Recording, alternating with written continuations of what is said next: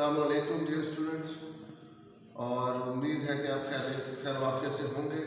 सालिम गुल बेटा जो है पहला जो है ख़त हमने मकतूबात इकबाल से आपको सेंड किया था, और जो दूसरा ख़त है वो इंशाल्लाह बहुत जल्द आपको जो है वो मिल जाएगा।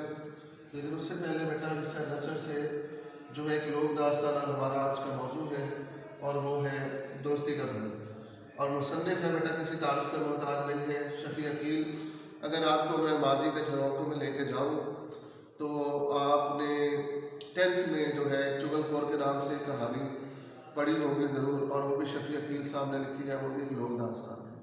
बताने का मकसद ये था कि आप ऑलरेडी पहले से वेल नोन हैं, आप इनको जानते हैं, आपका तारुफ है, लेकिन ये याद दहानी की ज़रूरत थी। शफ़ी अकील की बेटा वजह शोहरत, ये भी मल्टी डायमेंशनल पर्सनैलिटी है। इनकी वजह शोहरत लोक दास्तानों की वजह से तो है ही, और ये सहाफ़ी भी बहुत बड़े हैं। अब देखिए पंजाब लोक दास्तानें इन्होंने लिखी, इन्होंने चीनी लोक दास्तानें लिखी। बेटा वास्ट कैनवस है, बड़ी सोच है, और सोच बड़ी है। और बेटा जापानी लोक दास्तानें, ईरानी लोक दास्तानें, इससे आप अंदाज़ा लगा सकते हैं कि उनकी जो है उनका जो कलम है वो कितना काबिल कलाम है, और बड़ा जो है उनकी जो सोच है वो बड़ी वसी और अजीज है। लोक दास्तान की डेफिनेशन आप जानते हैं बेटा, नस्ल दर नस्ल किस्से कहानियाँ जो हम इनहेरिटेड नानी दादियों और बड़ों से सुनते आते हैं, और वो सीना बसीना आगे मुंतकिल होती चली जाती हैं, इन्हें लोक दास्तानें कहते हैं। और इन्हें अब आप जानते हैं पहले जो है वो नाटक के तौर पे और चौराहों में बाज़ारों में इनको पेश भी किया जाता था, ठीक है जी, थिएटर की सूरत में, नाटक की सूरत में इनको पेश भी किया जाता था। अब ये रिवायत सो मालूम होती जा रही है, लेकिन लोक दास्तान अब रिटन शक्ल में भी मौजूद है। रिटन शक्ल में मकसद बेटा ये है कि आज के बच्चे, आज की नस्ल, आज की जनरेशन इससे इस्तेफादा हासिल कर सके, और वो जान सके कि हमारी तहजीब, हमारा कल्चर, हमारी सकाफत क्या थी। तो ये बेटा मुतरजम भी है, जैसे मैंने बताया कि जापानी लोक दास्तानों का तर्जुमा किया, चीनी लोक दास्तानों का तर्जुमा किया, ईरानी लोक दास्तानों का। सहाफ़ी और अदीब भी है। सहाफ़ी और अदीब बेटा ये मजीद लाहौरी के साथ मिलकर नमकदान रिसाला इन्होंने बहुत काम किया, और शायद ही पाकिस्तान का कोई बड़ा अखबार हो, अखबार जहाँ शायद ही कोई बड़ा अखबार हो जहाँ पर इन्होंने अपनी खिदमत अंजाम दी है। और फिर उसके बाद तहलीकी कोशिश और ये आसार, ये सारी चीज़ें बामुहावरा तर्जुमा। सबसे बेटा इनकी जो बेहतरीन क्वालिटी है वो बहुत ही आसान और सलीस ज़ुबान में बेटा जो है तर्जुमा करते हैं, और आम फहम, और उसमें कोई भी चीज़ ऐसी नहीं है जो कि समझ ना आए, आम फहम और अप्रोचेबल होती है। तो उन्वान है बेटा दोस्ती का फल। तो दोस्ती का फल ये हमारी लोक दास्तान है, और दोस्ती के फल के बारे में जब भी मुझे बेटा दोस्ती का वर्ड याद आता है तो अदीब हाशमी साहब की मुकालमा से चंद अशार मेरी जो है वो मुझे मेरे जहन में आते, जो आपकी गोशगुजार भी करूँगा ज़रूर। कहते हैं, कहा साथी कोई दुख दर्द का तैयार करना है, कहा साथी कोई दुख दर्द का तैयार करना है, जवाब आया कि ये दरिया अकेले पार करना है।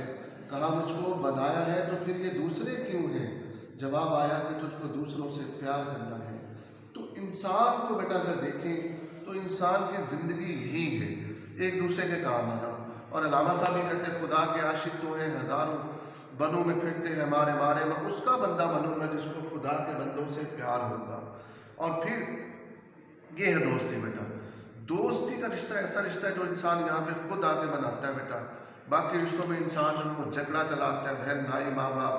दोस्ती का रिश्ता जो है, और जिसका दोस्त नहीं है वो इस दुनिया का गरीब तरीन इंसान है। और इसी वजह से तुम तकल्लुफ़ को भी इखलास समझते हो फराज, दोस्त होता नहीं हर हाथ मिलाने वाला। तो दोस्ती भी बेटा हर बंदे से नहीं होती। तो दोस्ती का फल ये इन्होंने एक सिंबॉलिक सिंबल्स दिए हैं। और बेटा इसमें एक कबूतर है, कबूतर आप जानते हैं throughout the world is a sign of peace. दुनिया में बेटा जो है अमन की अलामत है, और अमन की अलामत ऐसे नहीं है, इसके पीछे आप जानते हैं पूरे का पूरा बैकग्राउंड है। आपको दरगाहों में भी बेटा जो है वो कबूतर मिलेंगे, आपको बेटा वीरानों में भी कबूतर मिलेंगे, और आपको हर मुक़द्दस जगह पे कबूतर मिलेंगे, खाना काबा का तवाफ़ करते हुए भी कबूतर मिलेंगे। ये अल्लाह ने इस जो है आप कह लें परिंदे को एक ख़ास अनायत की है और वदियत की है, जो इसी ही का खासा है, कबूतर ही का खासा बेटा। और कबूतर आप जानते हैं कि माजी के दौर में मैसेंजर के तौर पे भी दीवाने अलबरेज जो मुसलमानों ने एक महकमा बनाया था, उससे पहले जो है आप जानते हैं कबूतरों को मैसेज के तौर पर भी इस्तेमाल किया गया, कम्युनिकेशन के तौर पर भी इस्तेमाल किया जाता रहा और बहुत से बादशाहों ने जो है वो कबूतर पाल के रखते थे। तो कबूतर और कबूतरी बेटा जो होती है इनका घोंसला होता है और इनके जब बच्चे होते हैं तो फिर कबूतरी को फिक्र होती है कि ये बच्चों के लिए हमें इसकी लुक आफ्टर करनी चाहिए और हमारा करीब में तो कोई ऐसा संगी और दोस्त भी नहीं है जो हमारे मुसीबत में काम आए। आप जानते हैं मशहूर मकूला है, कोटेशन भी है, friend is need is a friend in need. दोस्त वही होता है जो मुसीबत में काम आता है और इंसान अकेला कुछ भी नहीं है। ये कहते हैं कि man is a social animal, he can not live without society. इंसान अकेला कुछ नहीं है, वो माशरती हैवान है और वो माशरे से कट के नहीं रह सकता। यहाँ पे बेटा जो सबसे अहम बात है वो कहते हैं हमारा कोई यहाँ पे संगी साथी नहीं है और कबूतरी जो है जब अंडे देती है तो वो कबूतर को कहती है कि अकेला जानवर दुनिया में किसी काम का नहीं है। उसकी वजह से मैंने अभी कोटेशन दी है सोशल एनिमल की, तो he can not live without society.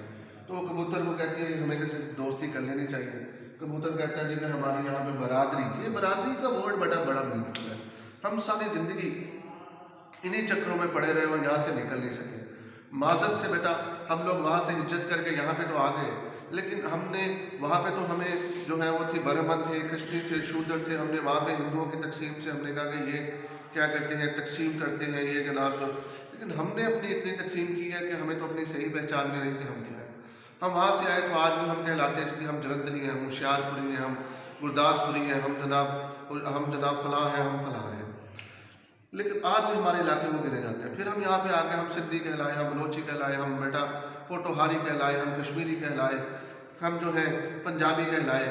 फिर यहाँ भी हमने सब्र नहीं किया, फिर हम यहाँ पे सब्र नहीं किया, फिर हम यहाँ पे देवबंदी कहलाए, हम बरेलवी कहलाए, बेटा हम जो है अहले हदीस कहलाए, हम अहले तशी कहलाए और भी बहुत से बेटा। फिर हमने यहाँ पे सब्र नहीं किया, फिर हम यहाँ भी हमने अपनी तकसीम इतनी कर ली कि हम फिर अब हम नस्ली तौर पर बेटा हम जो अब आप देखें तो नस्ली तौर पे बेटा अगर हम देखें तो हम ज़ुबान की भी हमारी तकसीम है, हम जनाब ज़ुबानों की भी हमने तकसीम कर रखी है। फिर ये तकसीम, फिर हम जो है सियासी तकसीम, हमने सियासी तकसीम, हम एक घर में हमने सियासी तकसीम भी अपनी की। तो आज हमारी इतनी तकसीम हो चुकी है कि हमें खुद नहीं पता कि हमारा एक्चुअल हम कौन है। तो ये है।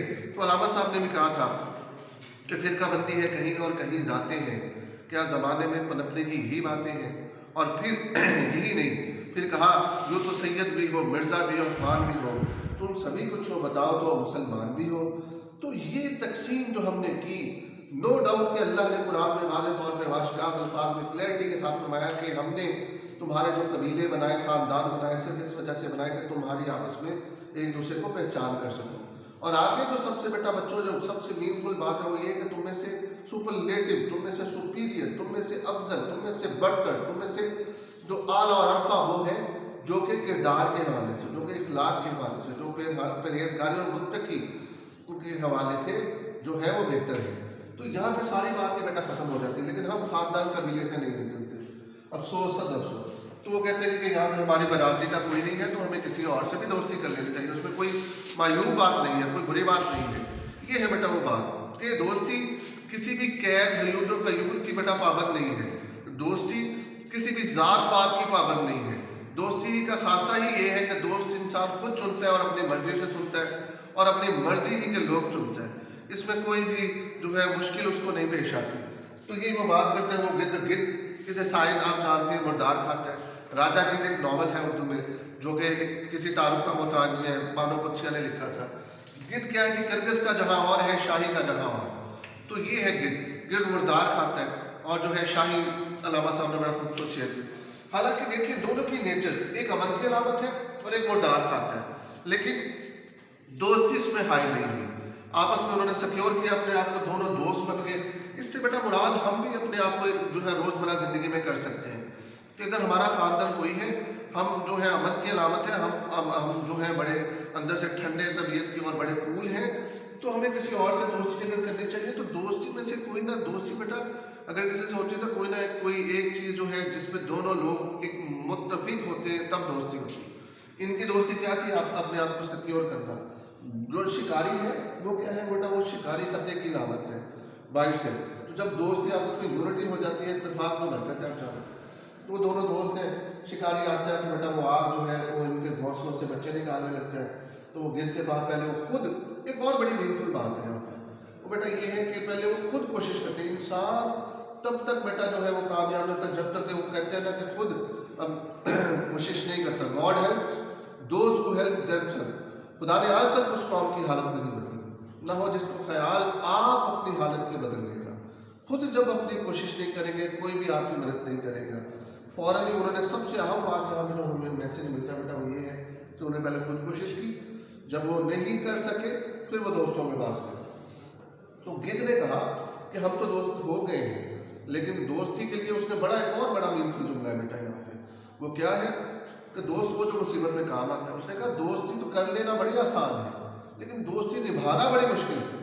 कहती है कि दोस्ती के लिए एक गिद्ध कहते हैं, दोस्ती गिद्ध की जो है मादा गिद्ध कहते हैं दोस्ती के लिए एक दूसरे के लिए जान भी देनी पड़ती है। क्या तुम इस चीज़ के लिए रेडी हो? फिर उन्होंने कबूतरों के जोड़े ने कहा कि बिल्कुल हम रेडी हैं। तो फिर उनकी आपस में दोस्ती हुई बेटा। ये नहीं कि टाइमिंग दोस्ती और जनाब जब मुश्किल वक्त आए तो फिर वो भाग जाते हैं। ये आजकल के दौर में भी आपको ऐसे दोस्त जा बजा मिलेंगे कि जो वक्त पे आने पे बेटा ऐसे जो है वो बैठ जाएंगे जैसे समंदर के झाग ऐसे बैठ जाते हैं। तो ये भी बेटा आजकल के दौर में। तो फिर गिद्ध जो है वो सांप से दोस्ती करते हैं। ट्री एंगल्स है बेटा, ये ट्राई एंगल है। अगर आप देखिए तो ट्राई एंगल का मतलब है तीनों जो लोग हैं उनकी साइकोलॉजी बेटा डिफरेंट है, ज़मीन और आसमान का। हम अक्सर कहते हैं कि हमारी उस बंदे से साइकोलॉजी नहीं मिलती।